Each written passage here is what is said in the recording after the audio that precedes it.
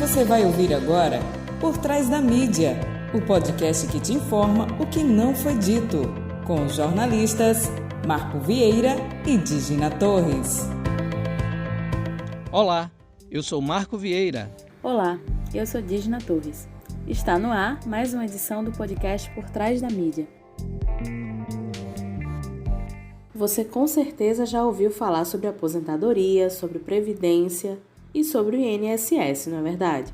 Mas o que muita gente não sabe e ainda tem muitas dúvidas é como todo esse processo de aposentadoria, de ser beneficiário segurado no INSS funciona. Então nós convidamos para esse programa o técnico do Seguro Social e o coordenador do Programa de Educação Previdenciária, o PEP, ou PEP, da Gerência Executiva do INSS em Sergipe, Márcio Cardoso Lima. Estamos hoje recebendo o técnico do Seguro Social e coordenador do Programa de Educação Previdenciária da Gerência Executiva do INSS em Sergipe, Márcio Cardoso. Tudo bem, Márcio? Olá, Digina, tudo bem? Márcio, eu e Marcos, a gente tem várias dúvidas em relação à Previdência. Eu acho que a nossa audiência também tem bastante dúvida. Principalmente, assim, primeiro, o que é a Previdência e para quem é a Previdência Social? Você poderia nos explicar? A Previdência Social, ela é de caráter contributivo. Ela está na Constituição Federal fazendo parte da Seguridade Social, né? Como Seguridade Social é composto por saúde, assistência social e previdência social. Esse tripé, a assistência social e a saúde, elas não têm o caráter contributivo. Já a previdência social é de caráter contributivo. Isso quer dizer que só terá direitos aos serviços e aos benefícios previdenciários aquelas pessoas terão, aquelas que contribuem com a previdência social. Joia, excelente. Marquinho, e você? O que você acha disso, Marquinho? Então, primeiro, obrigado, Márcio, aí, pela participação aí no nosso podcast. Bem-vindo. Eu lembro que, da adolescência, eu acho que uns 12, 13 anos, de uma luta do meu pai para tentar se aposentar, né? Então, indo para o INSS, aquelas filas imensas, né? Sempre falava, encostado no INSS, a fila. Sempre via a coisa que na sociedade como um todo, via o INSS como uma coisa pejorativa, né? Que era difícil, que você pagava muito, que recebia quase nada e tal, mas a gente sabe da importância da Seguridade Social como um todo e do próprio INSS, né? A gente pode dizer que houve esse áudio aqui é da minha netinha, viu, gente? De vez em quando der um grito aqui que ela tá vendo o mundo bita. Tá difícil de controlá-la agora.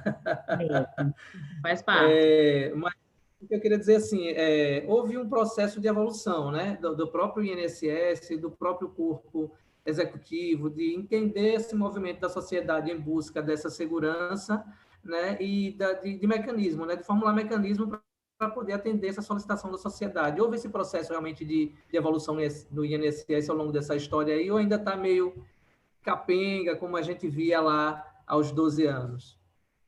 Isso, Marcos. Não se ofenda não, viu? Não, a sua colocação é extremamente pertinente e dá margem para que a gente possa fazer um apanhado do que é hoje o INSS.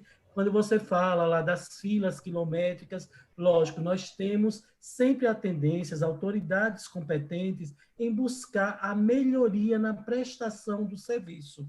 E aí, hoje, você já não tem mais as filas no INSS, como você tinha lá na época do INPS. Né? Hoje, nós temos o INSS Digital, que é esse projeto que já está sendo executado no intuito de que o cidadão, a partir de sua casa ou um lugar confortável, ele possa gerir a sua vida previdenciária através, né, de aplicativos. Nós temos o aplicativo Meu INSS, meu.inss.gov.br, no qual o cidadão, no conforto do seu lar, pode solicitar os serviços, inclusive os benefícios da Previdência Social. né? Você pode baixar o aplicativo no celular, no tablet, e lá você vai. Inicialmente, é solicitada uma senha para esse acesso. Você vai colocar o seu CPF, responder umas perguntas e faz sua senha.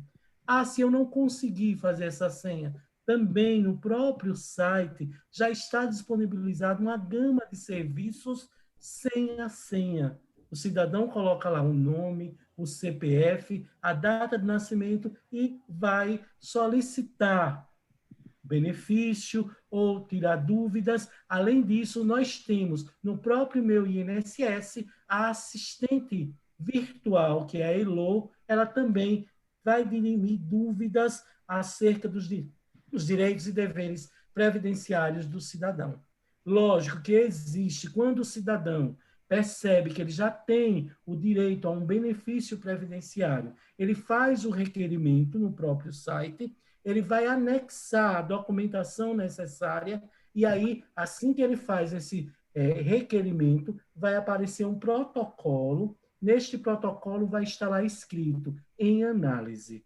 Este processo vai para uma fila. Essa fila, nós temos vários colegas bastante competentes que analisam esse requerimento. Depois, o cidadão vai colocar lá se aceita acompanhar através do aplicativo, através do e-mail ou através da central telefônica 135, e ele vai acompanhando a evolução deste requerimento. O colega que analisa, ao fazer análise dos documentos que foram anexados ao requerimento, ele percebeu que há uma necessidade de outros documentos que não foram anexados, ele vai analisar o processo e vai colocar para o cidadão, o processo ficará em exigência. Sai da condição de em análise e fica em exigência. O cidadão recebe um e-mail dizendo qual é a exigência, o documento, e ele mesmo cumpre essa exigência anexando os documentos. Uma vez sendo analisado esse requerimento, foi deferido ou indeferido, o deferimento houve o reconhecimento do direito, ou o indeferimento não houve o reconhecimento do direito, o cidadão vai receber o protocolo dizendo protocolo concluído, deixa da situação de em análise, em exigência, passa para concluído. Se foi deferido, ele teve o direito reconhecido. Caso tenha sido indeferido, o direito não foi reconhecido, ele vai, o próprio colega que analisou, apresentar justificativa pela qual o cidadão não teve o seu direito reconhecido, podendo o cidadão, no prazo de 30 dias, pleitear o recurso administrativo. Joia, Márcio, eu tenho uma dúvida aqui, porque em relação a quem são as pessoas que podem aderir à Previdência Social, mas também porque a gente sempre associa a Previdência Social e associa o INSS somente a questão da aposentadoria, né? E também tem uma dúvida, eu queria que você falasse um pouquinho sobre esses serviços, né, sobre esses direitos, sobre esses serviços que o INSS presta, para além dessa questão da aposentadoria, e também que você falasse um pouquinho sobre essa diferença da aposentadoria privada, né, para o outro tipo de aposentadoria, porque é uma dúvida também que as pessoas têm bastante, ficam sem saber como proceder. Como se tornar e quem são esses segurados da Previdência Social? Qualquer cidadão ou cidadã, a partir de 16 anos de idade e a partir de 14 anos na condição de jovem aprendiz, que contribua para a Previdência, se torna um segurado. O Regime Geral de Previdência Social, o RGPS, ele contempla 2 grupos de segurados, o obrigatório e o facultativo. No grupo do segurado obrigatório, nós temos o empregado doméstico, o trabalhador avulso, o segurado especial, o contribuinte individual, inclusive o microempreendedor individual, que é o MEI, e o síndico de condomínio com remuneração ou a isenção da taxa de condomínio a partir de março de 97. Como facultativo, nós temos o estudante, o desempregado, a dona de casa e o síndico de condomínio não remunerado, entre outras categorias. Então, o que vem a ser a questão de ser o empregado, né? Dentro desse quadro, dessa característica no direito previdenciário, nós temos a definição de empregado é aquele que presta serviço de natureza urbana ou rural à empresa em caráter não eventual, sob sua subordinação e mediante remuneração, inclusive como diretor empregado. São exemplos de empregado: o trabalhador de carteira assinada, o exercente de mandato eletivo, o ocupante de cargo em comissão, os contratados, dentre outros. Então, veja, se o cidadão é cargo comissionado na prefeitura ou no Estado, ou ainda em nível federal, ele contribui para a Previdência Social, para o regime geral de Previdência Social. Vamos imaginar, aqui em Aracaju, você diz, um exemplo, é jornalista e está sendo, tem um cargo em comissão no Estado de Sergipe. Você não está contribuindo para a previdência própria, porque você não é uma estatutária, você é um cargo em comissão, então você contribui para o regime geral de previdência social. Esses processos seletivos que estão acontecendo para a saúde, selecionados irão prestar o serviço e irão contribuir para a previdência social. Aí, o empregado doméstico é aquele que presta serviço de natureza contínua à pessoa, à família, no âmbito da residência desta pessoa, desta família, ou em atividade externa, desde que direcionada à família e sem fins lucrativos, por mais de 2 dias por semana. Veja, se eu tenho uma diarista, a diarista que vai à minha casa 1 ou 2 dias na semana, eu não tenho a obrigação de assinar a carteira de trabalho dela, ela não é a condição previdenciária de empregada doméstica, de empregado doméstico. Ela é diarista, vai entrar em outra categoria. Então, são exemplos de empregado doméstico. O próprio trabalhador doméstico, a trabalhadora doméstica, o motorista particular, o cozinheiro, o jardineiro, o cuidador de idosos. Então, veja, é de suma importância que todos tenhamos essa noção para que a gente perceba o que é isso. E quem é o contribuinte individual? Né? Aquele que presta serviços de natureza individual, urbana ou rural, por isso que ele é chamado, muitas vezes, antigamente, a noção de autônomo. Eu contribuo para o INSS, eu sou autônomo. Autônomo hoje é o contribuinte individual. Ele tem caráter nessa relação de prestação de serviço, né? Não é eventual, não é permanente, é um caráter eventual. Ele presta esse serviço a uma pessoa ou a uma empresa, mas não tem a relação de emprego. É o motorista de táxis, né? Na verdade, também a gente pode ver o vendedor ambulante, o empresário, o microempreendedor individual, o MEI, a diarista. Olha, a diarista é uma contribuinte individual. Sim. Temos também os segurados facultativos, como o nome já diz, aqueles que não realizam atividade remunerada, logo não têm uma renda própria, mas eles fazem a opção em contribuir para a Previdência Social. Então, Dígina, completando a sua pergunta, a questão do que é essa seguradora, a Previdência Social é uma seguradora pública e obrigatória para quem tem esses vínculos de empregado, carteira assinada, contrato de trabalho, cargo em comissão, contribuinte individual como obrigatório. Agora, o facultativo ele não é obrigatório.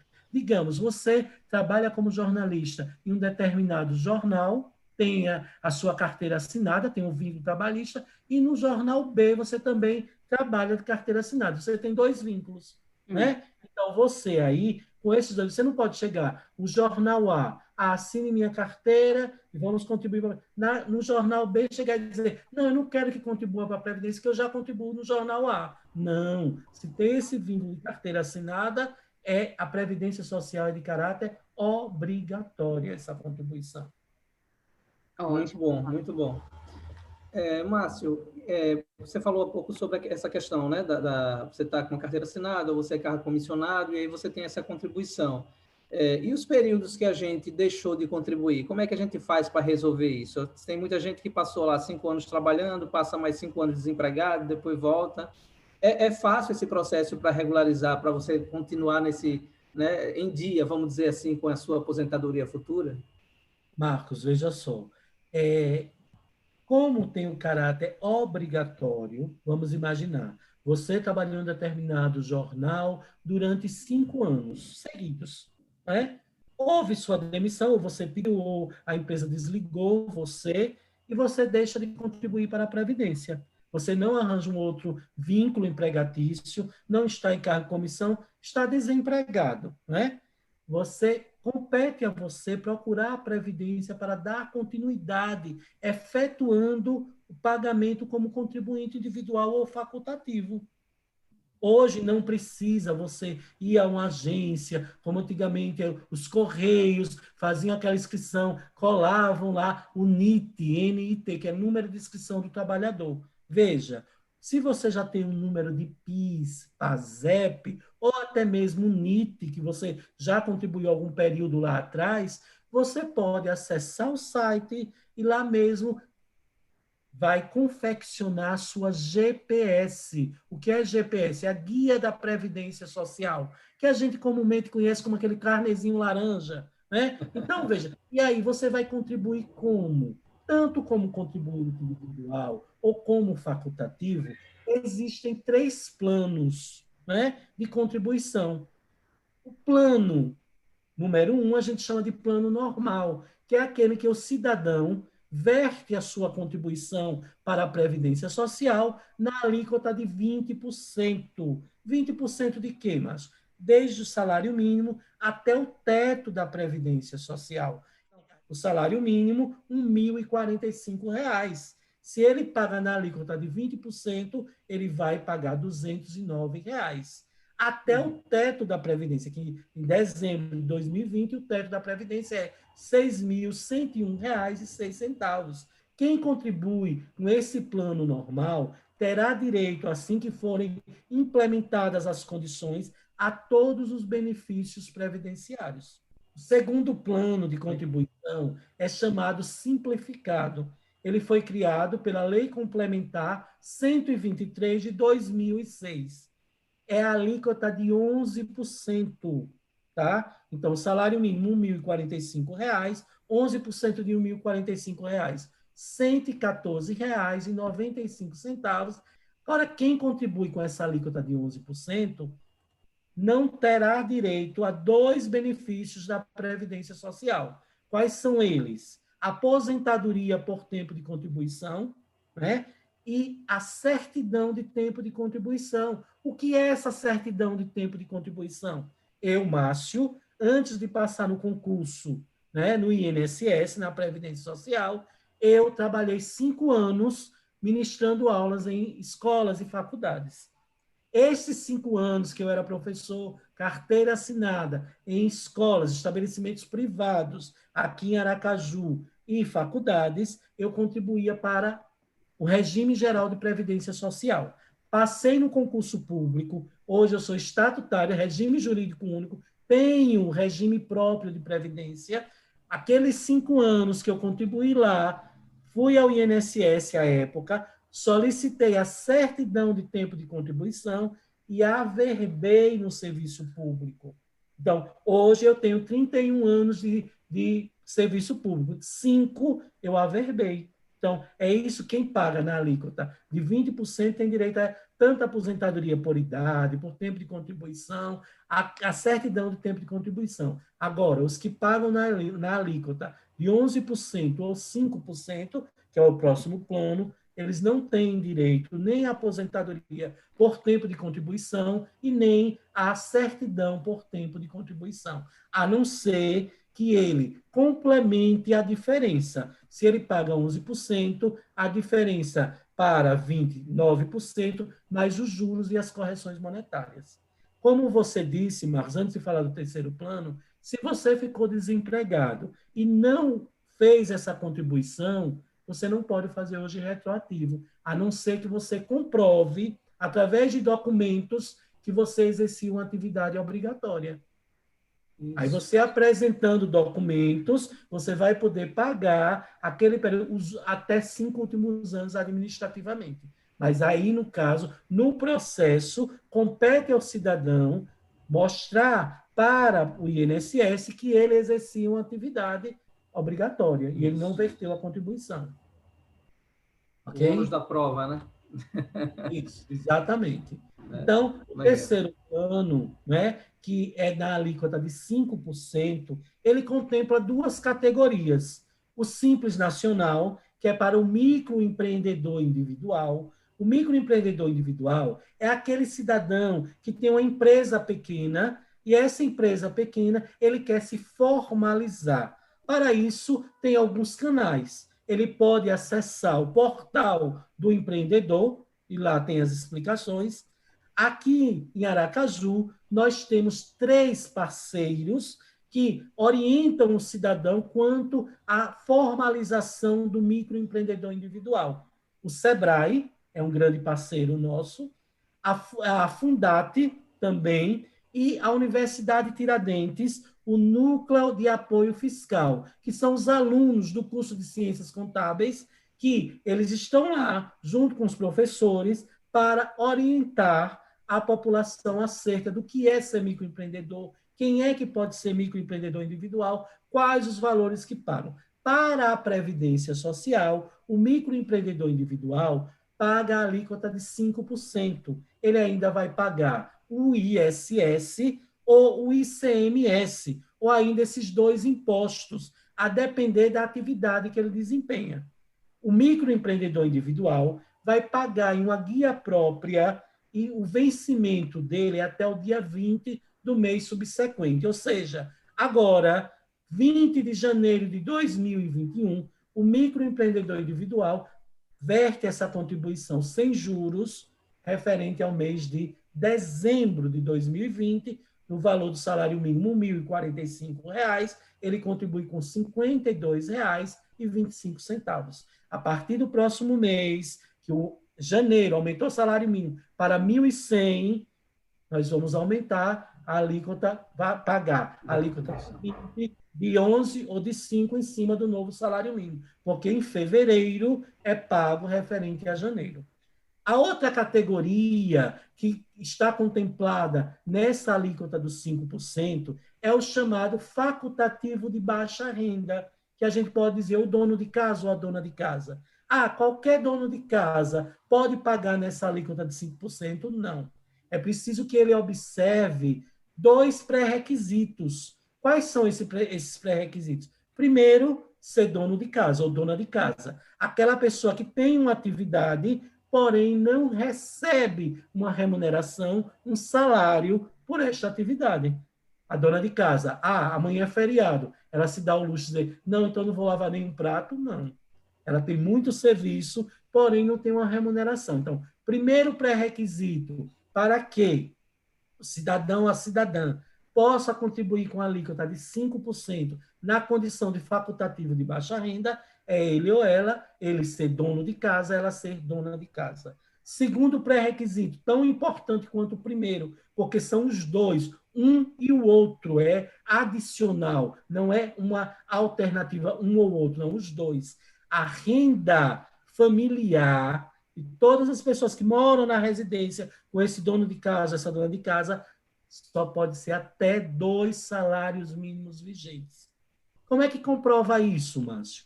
Através de que o cidadão, como dono de casa, ou a cidadã, como dona de casa, deve procurar o centro de referência da assistência social mais próximo à sua residência, o CRAS, e lá ele vai fazer o seu cadastro no cadastro único. Se ele já tem o cadastro, ele vai atualizar. Depois que ele faz o cadastro, lá no cadastro único, em que a renda familiar seja até 2 salários mínimos, ele vai contribuir na alíquota de 5% e pede a validação do facultativo baixa renda no próprio sistema do meu INSS ou através da nossa central telefônica 135. A nossa central telefônica 135 funciona de segunda-feira a sábado, das 7 da manhã até as 22 horas. Ligando de um telefone fixo, a ligação é gratuita. Se ligar de um telefone celular, cobre a ligação para outro celular local. Meu nome é Valdenice, tem quase um ano que eu fiz um agendamento sobre a minha aposentadoria.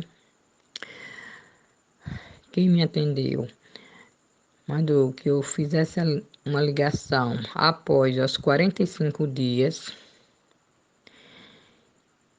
e depois dos 45 dias eu venho tentando ligar para esses 135.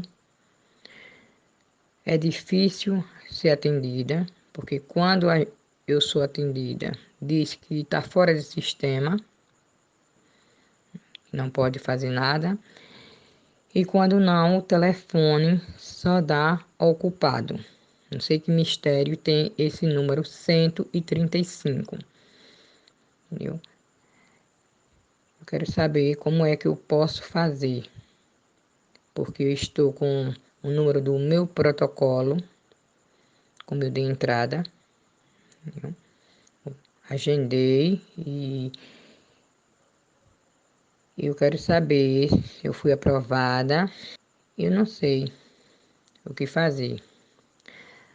Eu vou ter que correr para o INSS, porque eu estou vendo que vai passar mais esse ano e esses 135 nunca eu vou poder falar, porque ontem mesmo eu liguei para lá, e o rapaz me atendeu, foi muito tão rápido, porque não deu nem para eu entender o nome dele.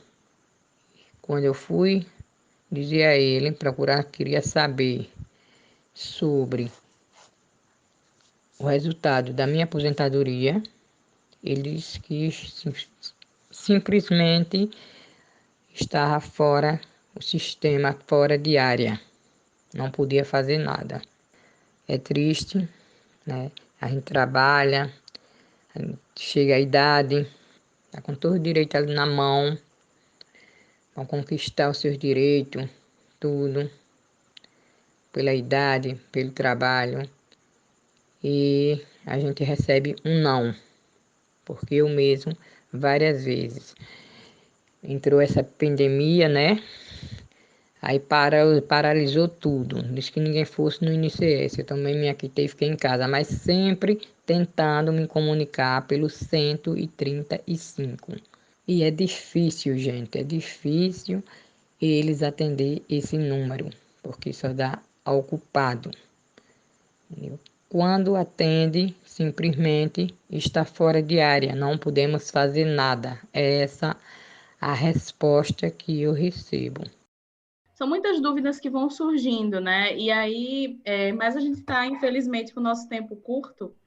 E aí eu gostaria até de já deixar o convite para que a gente faça uma segunda entrevista com você, já que estamos comemorando também, né, o mês da Previdência, para que a gente possa trazer outras dúvidas e outras questões levantadas, não só por mim e por Marco, como também pelo nosso público, né, pelos nossos ouvintes que compartilham com a gente dessas mesmas questões. Bom, já agradeço a você, agradeço a Marcos também, esse bate-papo tão importante, e que nós, do Programa de Educação Previdenciária, através desse bate-papo, nós estamos cumprindo a nossa missão, que é orientar e informar a população acerca dos seus direitos e deveres previdenciários. Coloco à disposição o nosso telefone institucional para que, se você que está ouvindo esse nosso bate-papo tiver dúvida, pode entrar em contato conosco. É o 799-8159-4262. Também colocamos à disposição o nosso e-mail, que é PEP, Programa de Educação Previdenciária, as iniciais tudo minúsculo, né? Tudo junto e minúsculo. PEP, arroba, PEP, arroba, inss.gov.br. Obrigado por esta oportunidade e até a próxima. Um grande abraço a todos, saúde e paz. Criamos o quadro Apoio Cultural com o objetivo de fomentar a economia solidária. Nesta semana, quem vem vender o seu peixe é Alexandro, da Sapienza. Vamos ouvi-lo. Apoio Cultural. Acelere seus resultados com a Sapienza. 67% da jornada do comprador agora é feita digitalmente. Isso significa que sua estratégia digital é mais importante do que nunca. A Sapienza é uma empresa sergipana especializada na geração de leads para aumentar o faturamento da sua empresa. Aceleramos o crescimento de empresas utilizando estratégias de marketing e vendas, análise de dados de otimização de resultados, produção de conteúdo e campanhas com foco em performance. Se você tem uma empresa de serviços ao consumidor, varejo físico ou e-commerce, acesse www.sapienzae.com.br para saber como acelerar os seus resultados junto com a gente. Fato da semana.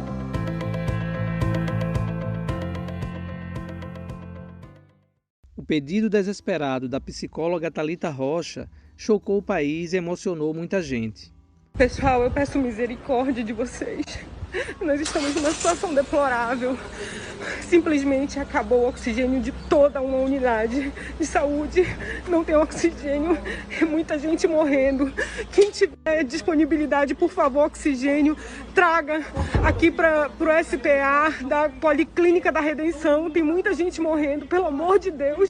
A falta de oxigênio nos hospitais de Manaus, que causou a morte de dezenas de pacientes, foi o ápice de uma política negacionista promovida pelo governo federal. Devemos, sim, voltar à normalidade. Algumas poucas autoridades, estaduais e municipais, devem abandonar o conceito de terra arrasada, a proibição de transportes, o fechamento de comércio e o confinamento em massa. O descumprimento das medidas sanitárias durante a pandemia, a substituição de ministros da saúde que eram especialistas por um general sem formação em medicina, colocado no posto para receber ordem e cumprir sem questionar, foram algumas das ações que nos trouxeram a esse momento crítico. Mas o colapso no sistema de saúde de Manaus também tem a parcela de culpa do governador do Amazonas, Wilson Lima, PSC, que flexibilizou o isolamento social em dezembro. E não foi por falta de aviso. O procurador da República do Amazonas, Igor da Silva Espíndola, afirmou que o Ministério da Saúde foi alertado há pelo menos 4 dias sobre a condição do oxigênio nos hospitais de Manaus. Mas o Estado não se preparou e nem a logística do Ministério da Saúde foi ativada previamente. Se não fosse a mobilização de pessoas físicas com condições financeiras para ajudar os manauaras, muito mais vidas teriam sido perdidas. Uma delas foi o comediante piauiense Whindersson Nunes, que liderou uma ação humanitária envolvendo outros artistas e conseguiu adquirir e enviar para Manaus 60 respiradores e cilindros de oxigênio. O governo venezuelano também foi solidário e enviou aproximadamente 130 mil litros de oxigênio e médicos para reforçar o sistema de saúde do Amazonas, que em apenas um dia teve 212 mortes por Covid-19. Essas ações e a aprovação da vacina Coronavac, fabricada pelo Instituto Butantan em São Paulo, nos trazem esperança e força para lutar contra o obscurantismo que paira sobre o Brasil desde 2018.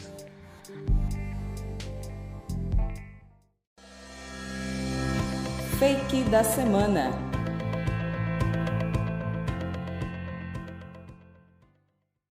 Lembrando mais uma vez que esse quadro são para aquelas notícias tão absurdas e surreais que parecem fake, mas infelizmente não são. O fake aqui nesse caso é uma ironia, tá bom? O ministro da Saúde anunciou recentemente que estava enviando um avião das Forças Aéreas Brasileiras para buscar 2 milhões de doses de vacina na Índia. A questão é que a Índia relatou a autoridades brasileiras que estava receosa com o impacto da opinião pública indiana sobre essa remessa, uma vez que a Índia ainda estaria iniciando a campanha de vacinação por lá. O que aconteceu? O avião não foi até a Índia porque não estava autorizado para pegar essa remessa e o governo da Índia pediu o adiamento dessa negociação. A avaliação deles é que houve uma precipitação no processo que acabou atrapalhando as negociações. A Índia iniciou a vacinação contra a Covid-19 no sábado do dia 16, esse último sábado agora. e já são mais de 165 mil pessoas vacinadas. É uma grande campanha. E agora o chanceler brasileiro, Ernesto Araújo, entrou em contato com o chanceler da Índia para reforçar a necessidade destas vacinas e tentar reparar o que eles chamam de mal entendido ou falha na comunicação, que é algo constante nesse governo, para tentar trazer o quanto antes essas vacinas para cá. Oremos. Esse foi o Por Trás da Mídia. Esperamos vocês na próxima semana. Tchau, tchau. Vale lembrar, se tiverem alguma dúvida ou sugestão de pauta, por favor, nos envie um e-mail para podcastptm@gmail.com ou entre em contato conosco através da nossa página no Instagram, @podcastportrásdamídia. Até semana que vem.